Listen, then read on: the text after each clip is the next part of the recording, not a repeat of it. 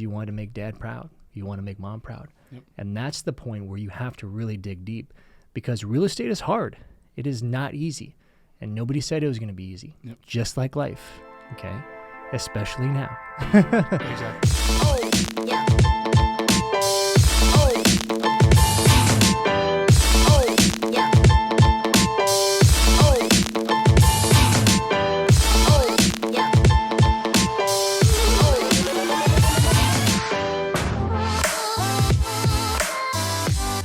Hey guys, welcome to another episode of Breaking Down with Brayden. Super excited. It's actually our 50th episode. So I got Josh Zuniga on with me today for the 50th episode. Good job, brother. 50's good, man. Hey, I love it. It's exciting. We're making it. We're I doing things. I love it. Thank you for having me. I appreciate you. Thanks for coming on. Josh is with Kenneth James Real Estate Group, and just doing some awesome stuff out in the community as well as in the real estate space. And Absolutely. he's just been doing some really cool things on video. And actually, shout out to Maddie Rollison. Actually, she was our kind of connection We love here. you, Maddie. Love you, Maddie. And she used to work over there here at Great American Title with me, and moved on to be the VP of sales of her old company or whatever. So excited for her. But this is kind of how we made the connection here. It's beautiful. Yeah, she was wonderful. I was excited to see her join the real estate community, but obviously things change, opportunities happen, and we're excited for her. So congratulations, Maddie. Yeah, absolutely. Yeah. Josh, tell everybody a little about yourself, kind of how you got into the real estate game. Yeah. How you ended up with Kenneth James. So I've my family and I have been involved with real estate for about 30 years. So my parents own a credit reporting agency called Advantage Plus Credit Reporting. Okay. So I do a lot with the major banks and brokers and lending partners here within Arizona. So instead of going through the bureaus, they use a third-party agency. My parents just happen to be one of those agencies. Love it. There used to be 1,200, when they first started. Now I think it's down to less than 50. Okay. So they're still doing well. Yep. My brother Leo actually got into lending, I think 23 or 24 years ago. Okay. So he's currently with Fairway Mortgage. And then just growing up, my dad, he had me reading Rich Dad Poor Dad, at the age of, I think, 15 or 16. Yep. And just growing up and seeing them being entrepreneurs, I knew that at some point in time that was going to be what I was going to do. And whether it was with real estate or not, I thought real estate was going to be one of my best plays. I even had a whole plan after I graduated high school. Didn't even plan on going to college. I was like, nope. As soon as I graduate, I'm going to get my license, and then boom. Well, guess what year that was? That was 2008, right? So Good my time again. 10-year plan was like out the window. I was like, no, man, what do I do? I just obviously I got to go to college, figure out that route. Yep. So I did. I went to college, went to ASU, went to WP Carey. Let's go. Go Devils. Got my degree, and my girlfriend at the time was the one that actually really got me inspired about corporate world. She was doing accounting. Okay. And she was doing all these externships and internships with like Ernst & Young and Deloitte. And I was like, well, that sounds pretty cool. And then she actually told me about pharmaceutical sales. I was like, what is that? And then I looked at the numbers. I'm like, that sounds right up my alley, man. I could do that. Which is pretty cool, right? So as a junior, I was doing modeling at the time, but I was able to make a connection with an individual. We were doing a Cox Communications photo shoot and a commercial at her house. And she was a territory manager for Olympus ENT here within Arizona and in Tucson. And she said she was just giving up her position, but they're looking for somebody. And she's like, I think you'd be a right fit. I think his name is Scott Jensen. And as a junior in college, not having no experience, I was able to actually pull off interviews, with him, which was really exciting, right? Yep. So we had our interviews in Sky Harbor Airport. Write a baggage claim because I don't have time, but with me, a baggage claim. We went from one interview to the next interview, and unfortunately, I didn't make it. Yep. Right? It was between me and this other guy that had 2 years of experience, but it was cool. We went on to have interviews with Stryker, Johnson & Johnson, and those didn't work out either, which I'm glad, right? I'm glad because it opened up the world of real estate for me. I ended up doing a corporate sales job for an insurance and surety company based out of Chicago. I was a Southwest territory manager, but I know walking in, my first day was my last day. I already knew it. Yeah. And then after your first year, it's cool. You lose all the hype. I'm tired of traveling everywhere now. I just want to be here, and do some work. And I actually talked to a lot of the, higher ups there. So how long have you guys been here? I was like, well, I've been doing this for 25 years. And I was hearing what their numbers were. I'm like, man, I was like, I don't want to be doing this for 25 years. I was like, I'm not reaching my full potential here. Yep. So I gave my 30-day notice, I think in January of 2015. Okay. And I told mom and dad that I'm going full-time in real estate. Love it. So did you have your license at the time? I actually got my license same year I graduated college in 2013. Okay. So I did a couple deals for pops and mom, and then a couple friend deals, just making sure that they were, lined up with the proper investment, where they wanted to be, so on and so forth. But I was never a full-time agent. Okay. And my mentor, when I first got in, he was only a mentor for about 60 days. He was right. He's like, Josh, if you want to take this serious, you can't be part-time. And I was like, well, maybe I can just do some extra money on the side, right? Yep. But he was exactly correct. If you're looking to get into real estate, you need to be full-time. You need to be all in. Yeah, no one wants to work with a part-time agent. Exactly. And this is why I say that, right? People that have the aspirations and see what's going on within real estate, I think it's great. But you have to understand that when you're coming into the real estate industry, you're creating a business, okay? This isn't like where you're just going to be an employee and take orders. There are options to where you can take orders and join a team. Yep. But then you're just an employee again. If you really want to take this serious and you really want to make something of yourself, you need to be prepared mentally for what is going to actually make you successful. And a lot of people aren't structured that way. If you come from corporate, or even say if you were a teacher, a firefighter, anything of that sort, you're used to a 9 to 5. You're used to a routine. You're used to taking orders and knowing what to do. Here's your schedule for the next 6 months. And these are your goals. Right. Here, it's all on you. Nobody's telling you to wake up. Nobody's giving you a schedule. Nobody's telling you how to run a business. Nobody's telling you how to market. Nobody's telling you how to communicate with clients. Right. So there's a huge gap that I know that the real estate industry has not fulfilled in a lot of ways, right? And you only get your training from like a mentor. Hopefully you can get it from your team. Hopefully you can get it from with your brokerage. But I've been with several teams. When I first started, I've been with a couple of brokerages. Yep. And it still comes down to you. Still comes down to how bad do you want it? How bad do you want to succeed? Yep. What are you doing this for? Are you doing it for you? Or are you doing it for a higher purpose? Are you doing it for your kids? Are you doing it for your wife? Are you doing it for your family? Are you doing it because you want to make dad proud? You want to make mom proud? Yep. And that's the point where you have to really dig deep, because real estate is hard. It is not easy. And nobody said it was going to be easy. Yep. Just like life, okay? Especially now. Exactly. There's a lot of hard things that we're maybe even experience and that people are experiencing right now. There's probably individuals that got into real estate at the beginning of this year and are probably going back to a job right now.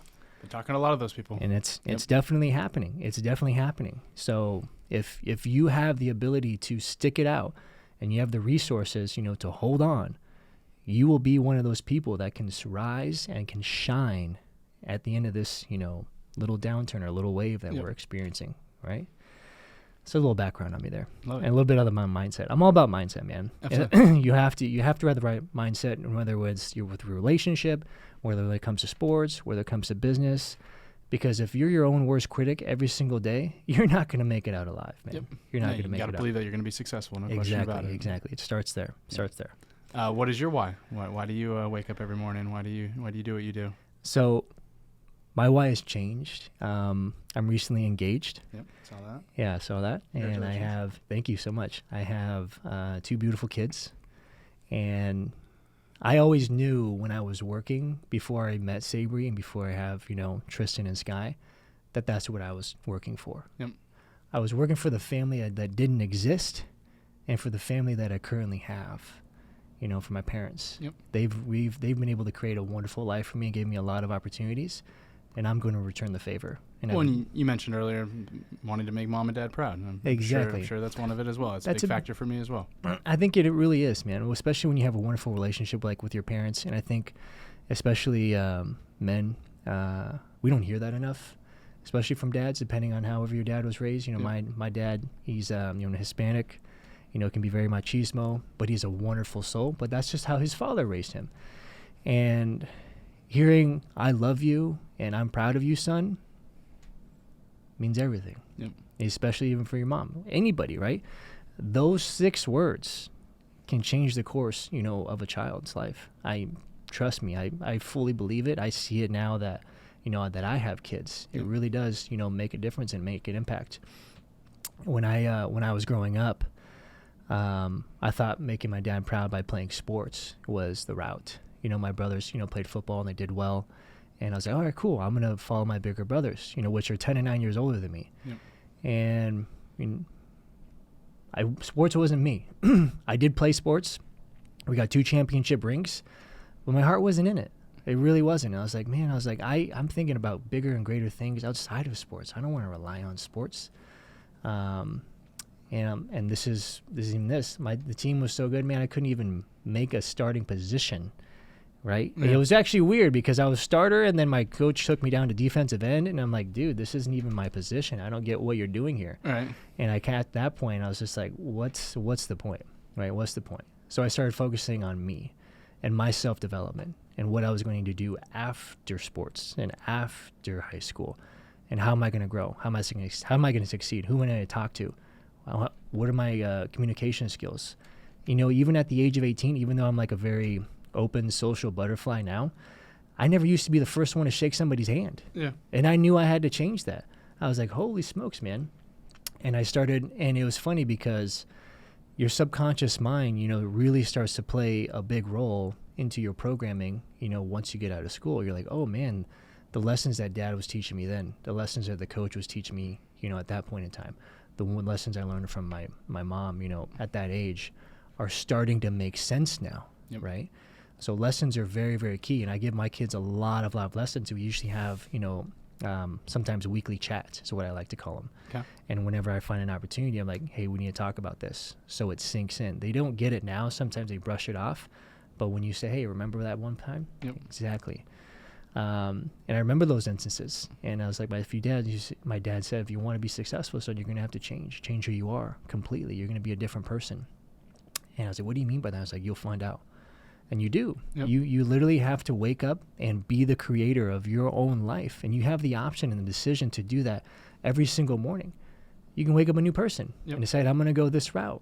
And as long as you believe in yourself and you have a support system, even if you don't have support, your biggest supporter should be you. The person you look and see in the mirror every single day is the one that you should be proud of, the one that you should be working for, the one that you should be happy to see every single morning. I love that. Yeah. You really do have a good mindset on you, that's for sure. It's you can tell it's try to develop it, man. Yeah. I owe it to a lot of things. I owe it to my parents. I owe it to some of the mentors I had in my early 20s. And I owe it to a spiritual awakening I would have at the age of 19, where I think God just gave me a beautiful way to see life, the way to experience life. Was there some traumatic event that happened? There wasn't, actually. So people actually have that like from like trauma. Right. I didn't understand it. I was like, it's like I just woke up different one day. Okay. And as I've broadened my horizons through the spiritual community, I was telling one individual kind of my story. He's like, so what was it? I was like, I don't know. I was like, you know what that is, Josh? I was like, no. He's like, it's called a satori or satori moment in Japanese. It means instant spiritual awakening. It's like a download. It literally felt like that, where I would wake up in the morning, I'd be going out to the gym, and I'd be like, wow. And you take a deep breath in, and you just say thank you. Thank you for another day. Yep. Thank you for allowing this love that you have communicating through me, allowing it to share through others. I realized that God gave me a real gift on how to see this world and how to feel it and how to experience it. And he gave me a duty and an obligation to share that with other people. And that's who real Josh is. Yeah. There's a real Josh and there's a real estate Josh. But I love getting into moments like this to where you talk about what's real, what's raw, what's deep, yep. What's meaningful, and what's really about life. Real estate and money and all that kind of stuff, that comes and goes. But who are you at the end of the day? Yep. Why are you here? What's your purpose? How are you here to serve? Life wasn't meant just to be about you and around you. You're meant to do great things. Talk about some of the ways you've kind of served the community. I know you're very well involved and done a couple different things. Yeah, so I have always had a big heart, for others. When I say my first opportunity at really serving the community was when I did my first mission trip in a big way. And I think you and I just talked about this earlier. It was in 2014. The organization I'm partnered with now is called One Mission. My first One Mission yeah. With the number 1 and then mission. Yeah. We went down to Puerto Penasco, which was Rocky Point. And I asked my dad to go with me because even though I'm Hispanic, I don't speak Spanish. So they call us coconuts. You're brown on the outside, white on the inside. I was like, Dad, can you come with me? He's like, no. He's like, no, I'm not going to go. I don't want to go.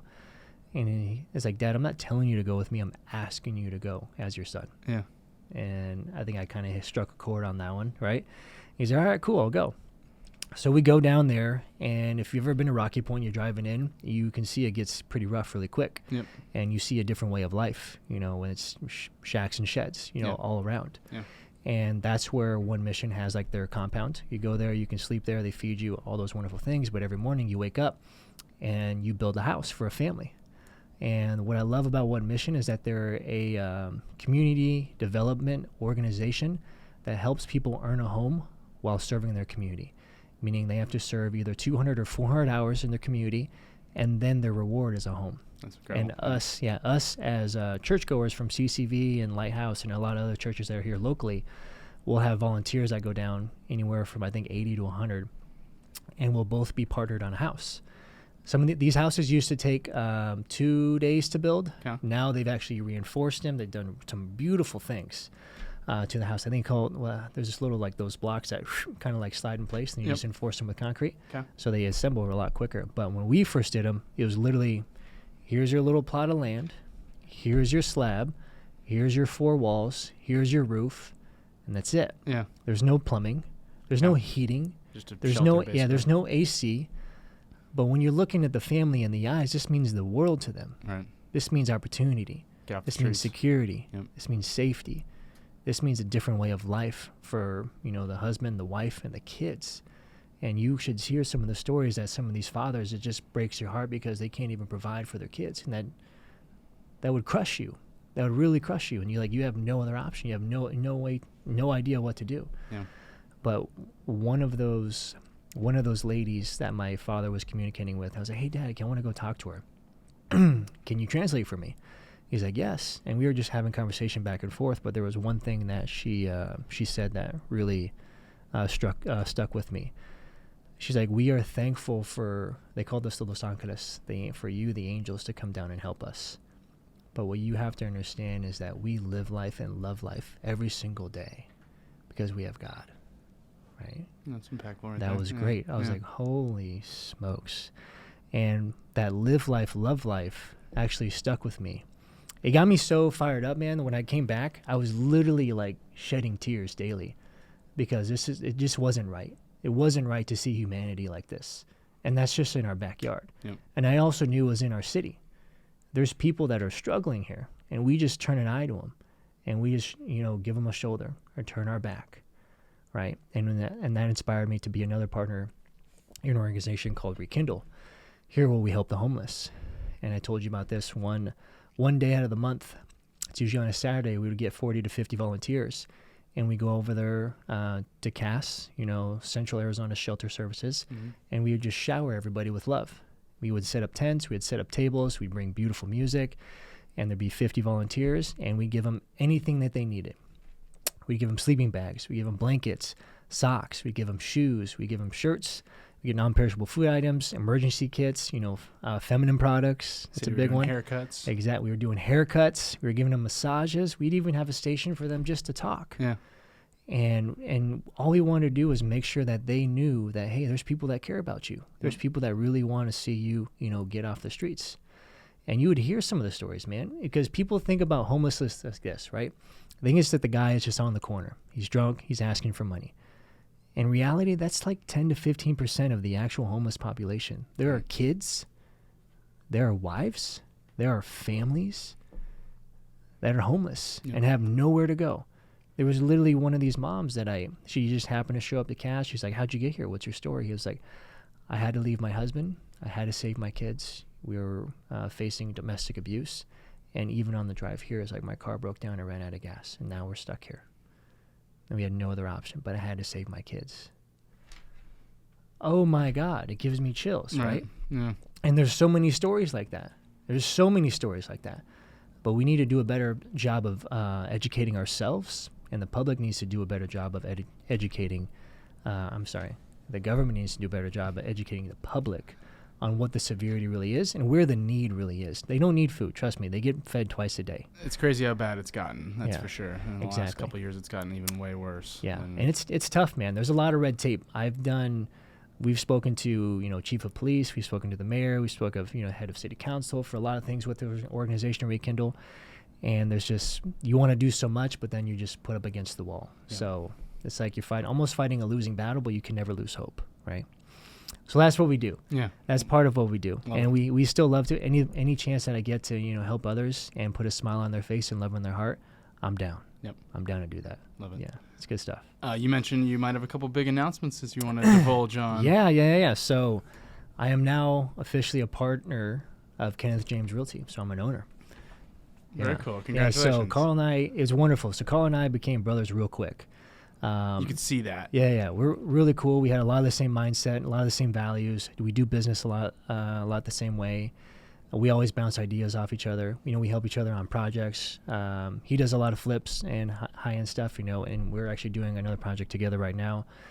And he has a brilliant mind in a lot of ways, and he has a brilliant mind when it comes to marketing, as far as like the SEO. Yeah. And I do more of the front of you marketing, based off of the social media, the TV, the YouTube, everything, all of those things. Yeah. But he really appreciated, from what I know, the value that I not only brought his life, but we brought each other, and felt that we'd be a wonderful pair, to go into obviously the season that we are now. Yep. And to bring on more agents, because we know the real estate industry is tough, right? And I think there's a lot of people that are looking for answers right now, that are agents, yep. Especially at the brokerage, right? What are you doing for me? What are you providing for me? How are you going to help me? Right. What kind of plan can I expect from you? There's a lot of need that people need right now, right? Yep. And we want guidance right now. Exactly. We want to be one of those brokerages that really stands out, and we're going to call out the real estate industry. We're even going to call out ourselves. Hey, we fell short, but now we're here. We're here to give you the guidance. We're here to be the leaders. We're here to make a difference. We're here to help your family. Why? Because we care. I don't want you to feel like you're just a number. You kind of just said it, but why Kenneth James? Because we're going to go the extra mile. Yeah. And what I mean by that is I've been with wonderful brokerages, and I love all the brokers that I've been with, but at some point you feel like you can't touch them, or getting a phone call or giving a call back it's not going to happen. Right. I don't want our community to feel that. Everybody that walks in is family, and we say that. And even I told Carl, I was like, we're in this together, and we're going to finish together. We are family. Money doesn't come between us. Yeah. We understood. Yep. And it's not. It's not about the money, right? It's not about the money. It's about your kids. It's about your family. It's about your future. What are you going to do about it? If you don't have the answers, we're going to help you. We're going to figure this out together. Yep. Because that's the big thing. It's like when you get into these brokerages, you're like, oh, so now what do I do? Oh, here, go to this training. Oh shit! Just like reading a book or watching a video ain't gonna get you what you need. Yep. Right? Joining a team is obviously a big plus, but you still need a lot of guidance in business and how to run and operate a business, and that's where people really fall short. And we want to empower individuals to make sure that they are having access to the proper tools and the proper mindset and the proper guidance to make sure that they will succeed, and they will. Yeah. And you have to be focused in a lot of areas. A lot of people just focus on residential. We like to focus on also investors. We like to focus on doing development. We like to focus on doing flips and doing all those projects. Yep.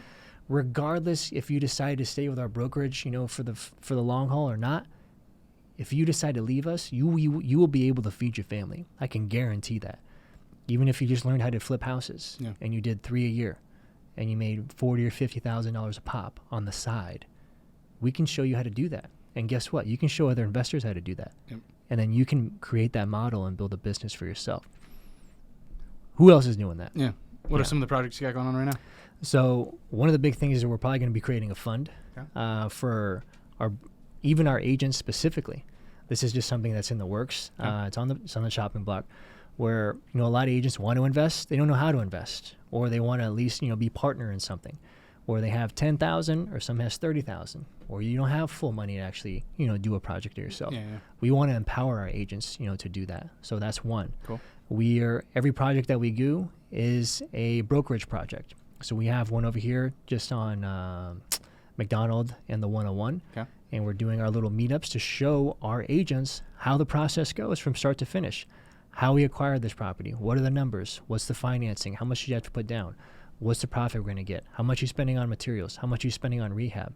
How do you actually go through the city to file for permits? What's the conversation you're having with the structural engineer? What's the conversation you're having with the architect? How to actually look at the plans? Everything like that. Yep. So you can actually be of value not only to yourself, but of value to your clients, right? People love that. People love seeing the transformation. And there's so much, especially when you get into like flipping a home, that you don't know. Because if you don't have a mentor, you will lose your ass. I promise you that. Oh, yeah. Yeah, I feel like that's one of the biggest advantages of a real estate agent that has that experience is that when you walk into a property, they can guide you kind of, all right, well, you want to fix up this? All right, well, this is what this is going to entail. You want to fix up this? All right, that's what this is going to entail. And actually having that background kind of allows you to stand out, that's for sure, amongst your competition. Absolutely. And even wholesaling. Wholesaling is another wonderful outlet that we are educating our agents to do, because I think in 2023 it might be a very investor-focused, market. Yep. And I think a lot of investors are just holding off and to see, obviously these elections and these primaries go through. Maybe the world decides to shut down again in February or March. Who knows? Maybe a little bomb pops off somewhere. Right. I don't know. I don't want to think about that, right? I don't want to think about that. But there's a lot of things that are, enticing, some type of conflict to really occur. Yeah. And, coming in a recession, what's one of the best things that, you can do to get out of a recession? And that is war, right? War isn't meant to be won. War is meant to be sustained. War's profitable, right? And then when you really think about it, it's like, whose ideals are we really fighting for? Is it ours, or is there somebody else? Don't want to go down that rabbit hole, but there's definitely some powers that be that run the show. Yep. And there's a lot of times where we just believe what the TV says, and we're just the puppets. And I think there's a lot of people now, especially younger generations, that are waking the F up. And we're not buying the bullshit anymore. Not buying the bullshit. Yep. Don't even really trust a lot of the leaders that we're faced with or given. Are you given as an option? It's like, these are my two options. Right. Don't even really like either of them. Is there a good choice here? I don't even really like either of them. But I think when we do, I guess you can say, have that leader or find that leader, just think in your heart, guys. Like, honestly, just think in your heart. Is this the man that we want leading us? Is this the guy? Yep. Is this the one that's going to do it? Because if you don't feel that, then, what's really the point? I haven't felt that for a while, right? It's just crazy how much politics has really come into play in the last 6-10 years. Like, it wasn't really a big thing. It's been back nasty. in the day. Yeah, it's been nasty. Yeah. It's just crazy now how much it's really impacted us. It really is, man. Everyone's hyper aware of it now. It really is. It really is. And sometimes it can be sickening because you can just see the complete division of people. And a lot of this, obviously, even through social media, it's like you're getting on fights on social media, man, over this. Right. I was like, be real. Like, come on, man. He's your neighbor. Well, and then like you mentioned, like people just believe everything too. Like they see something on Facebook and they're like, oh, well, that's got to be true. And it's like, okay, well, did you actually do any fact checking? Did you actually look to see if it's a reputable source? Is it actually something that you want to be sharing yourself, or are you just posting it because it fits the narrative that you really want it to be going down? Or whatever? There's a lot of avenues you can go down on that, man, and it can get very hairy, pretty quick. But yeah, I think the election's really going to affect what people are going to be doing, within real estate. Yep. I've seen it every single year where they're like, oh, I'm just going to wait until after the election and see what really happens. I was like, well, what do you think is going to happen after the election? Not much, right? It's still going to, if they decide to put any policies in, it's really still going to take a few months to really even do anything. And, with the current state of the economy, I think they're going to break something and then decide to fix it, just so it can sound good on the election ballot. It's like, we're going to bring back the economy, right? Oh, really? Okay, cool. Look what I did for interest rates. Exactly. Yeah. Whatever it may be. I don't know. This interest rate thing, nobody knows what's really happened. It's definitely the hardest place I've seen a buyer be in. Yep. In my career. Yeah. You still have elevated prices, and then you have elevated interest rates. And you can't afford the house that you could afford in the beginning of the year that you actually wanted at your price point. Oh, and now sellers are getting a little bit upset because we've been spoiled for the last couple of years. Houses closing in hours and days, and now you're hit with 60 days or 80 days. Right. I have a listing that's been on for, I think, 90 days, and you're like, what's going Feels on? like a lifetime, yeah. And you're like, oh my God, right? But even just remember in 2019, I think the average days on market was around 67. That is a normal, market. Right. So I think, just like the previous years, patience is probably the key. Yep. The sellers are definitely going to have to negotiate more than they've ever had. If you decide to sell now, I think you missed the boat. Train already left, and you're probably not going to see a lot of that equity that you thought you were going to be promised. Yeah. I think equity profit and equity, I think the average within Phoenix alone, or it's either Phoenix or Maricopa, is right around 156,000. I think in May or March, and that's down to like 115. So almost 50 grand less, right? I guarantee a lot of that's going towards credits and concessions just to get deals done. Yep. Which you have to be, that's reality, man. That's really reality. You guys want to sell this house or not? Yep. And sellers have to decide, it's like, am I selling this out of necessity because I need to move? Or am I just going to sell this because I need to see how much I'm going to make? Yeah, make some profit or whatever. Yeah, if you have the option, I guess you can hold your price and see what happens. Yep. But if you have to move because you need a change in family, job, relocation, life, instance, whatever, you're going to probably take a haircut, and you're going to have to be happy with that. You're not going to realize, the maybe 20 to 30%, increase in equity that we had, over the last 2 years. Right. So. Yeah, you're not getting the neighbor that listed their house for this, and so now you're going to go 10% over that or whatever, just because they got it, so I should be able to get it. We'll see, but I know a lot of communities and a lot of subdivisions are getting hurt right now. Two of your houses, are at the same price. Yep. One just sold for $50,000 less. Ooh, guess what? That's going to be a sale that's going to be represented about your home, same square footage, same size, same subdivision, and that's happening every single day. Every seller that I talk to is like, you have to be aware of that. Us as agents need to set expectations. Be very clear. Be hyper aware of all the options and all the possibilities that can actually occur within the market. Yep. And you need to share that with your clients. So you don't have an awkward conversation, maybe 30 days into it. I'm like, oh, why did this happen? My equity went down. Why did the appraisal come in the short? Well, this is why. Have those conversations, know all the ins, know all the outs. Make sure you stay in touch with your sellers at least weekly and give them updates on anything. If there's not an update, just tell them there's not an update. Just make sure you stay in communication with them, because I know there's a lot of them just twiddling their thumbs and, biting their nails right now. So, what's your favorite markets in Arizona? I do a lot of business here within Phoenix. I do a lot within Scottsdale. I'm originally from Peoria, so I still do a lot of West Valley stuff. Okay. But I've done stuff as far as, Buckeye, I've done Apache Junction, I've done Queen Creek. It really depends on where the need is. Okay. I'm happy to fulfill that. If I were to say that I specify in one certain area, it'd probably be Scottsdale and Phoenix, for sure. Yep. But I want to say, a deal is a deal, a client is a client, and I'm happy to service them, or my team and I are happy to service them any way, shape, or form, because like I told you before, you come into our sphere, we don't have friends. We only have family. Yep. And your family. Love it. Yeah? Yeah, I got a hug when you walked in. There you go, man. Exactly. It's like, you cannot leave my side without getting a hug, bro. Cannot leave my side. That's the rule. That's the rule. What else are you kind of predicting on the horizon? So we'll see. I know that we're applying us at Kenneth James Realty. We're going through a 9-week course right now. Okay. A 9-week mastery on how to, crush it in 2023. So if you guys are interested in that, please join us. We're partnered with JFQ Lending as well. Big shout out to Mike Burke, for dropping a lot of value, a lot of knowledge. We are doing our classes every Tuesday at 10 a.m. at the JFQ building at 7720 North Dobson. Cool. So it's right next to the what is that hotel right there? I can't believe I just forgot. The Talking Stick. We're doing our They've events. got this huge building now. Yeah, right? We're doing our events next to Talking Stick every Tuesday at 10 a.m. 7720 North Dobson, and like I said, it's a 9-week mastery to where we're going to dive in deep on how to structure your business, how to negotiate, how to have sales, what are the options and the opportunities that you can actually have, on the lending side, setting expectations. Really, really good stuff. This is our 2nd week, and we're starting our 3rd week by the time this thing airs. Okay. That was my next question: is when did it start? Exactly. Yeah. So we've had well over 100 people that show up. Our classroom or our conference room is completely filled. We also have it online. We'll be able to share the link with you as well. Cool. Just make sure to be prepared, guys.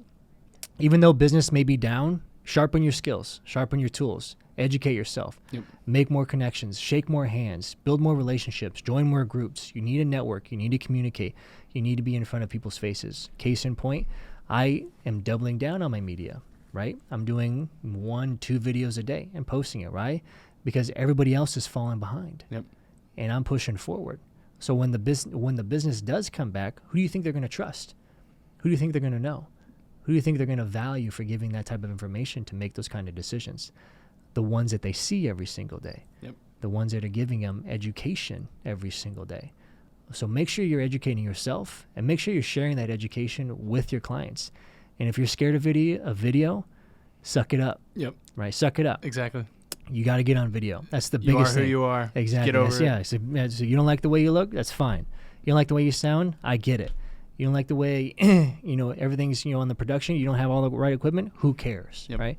I still struggle with posting some videos myself. There's probably like 30 videos I haven't posted. Like, oh, man, hair was jacked up. Whatever. Just get over yourself, man. We get into that all the time. Exactly. With Jesus right? and I. He's always like, oh, just post this. I'm like, I don't know, I sound man. dumb. I don't like it. Maybe tomorrow we'll post it. Yeah, save that one. Put that one in the bank account. But that's going to be the biggest decision maker that I think is going to really make a difference with agents is how you put yourself out there. Right? I know business is going to be tough. I know it's going to be hard, but you have to continue to be in front of people. It's called parasocial behavior. That's why reality TV shows are so popular. Why? Because you begin to develop a one-sided relationship through a screen, and your brain cannot discern between a TV, a laptop, an iPad, or a cell phone. You receive the information the same way. It's the reason why Kim Kardashian has so many fans, right? Everybody loves her, but guess what? She don't know you. Right. But you feel like you know her. You feel like you trust her. And guess what? You follow her. That's why I say there's a lot of women, probably men, knows where she eats, sleeps, shits, and shops. Right? Right? And they're true fans, right? Oh, yeah. And you have to be able to know how to create your own reality TV show. And social media gives you a beautiful opportunity to do that. So make sure you're on social. Make sure you're figuring out how you can be on video. Make sure you're educating yourself, and then you're educating your clients. Love it. Yeah. Josh, this was awesome. For everyone that wants to get a hold of you, how can they reach you? You can follow me on Instagram, Josh Zuniga, ZUNIGA _. You can find that across all platforms, or you can give me a phone call, 623-221-8668. Love to talk to you. Love to take you to lunch. Love to have coffee. Let's see what we can do to change your life. Love it. Thank you for having me, brother. Appreciate you. Thanks for sticking around for another episode of Break It Down with Brayden. Stick around, more to come. Thanks, guys.